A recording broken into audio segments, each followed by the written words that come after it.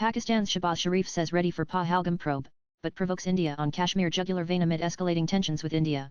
Pakistani Prime Minister Shehbaz Sharif said on Saturday that Islamabad is prepared for a neutral and transparent investigation into the terror attack in Jammu and Kashmir's Pahalgam that resulted in 26 deaths. The Pahalgam terror attack, one of the deadliest since the abrogation of Article 370 in 2019, has prompted India to announce a series of measures against Islamabad and downgrade diplomatic ties with the neighbouring country. The recent tragedy in Pahalgam is yet another example of this perpetual blame game, which must come to a grinding halt.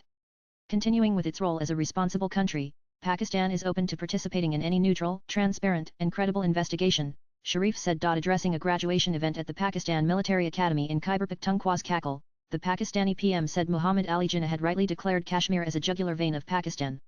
Unfortunately, this globally recognized dispute remains unresolved, despite multiple UN resolutions. He added that Islamabad would never compromise on its integrity and security, further saying that the country is open to any credible investigation. Sharif's remark follows a statement by Pakistani Defense Minister Khawaja Asif, who said in an interview with the New York Times that Pakistan was ready to cooperate with any investigation conducted by international inspectors. Nanan the responsibility for the Pahalgam attack was claimed by Kashmir Resistance, also known as the Resistance Front, a shadow group of the Pakistan-based terror outfit Lashkar-Taiba. However, TRF later took a step back and denied any involvement in the attack.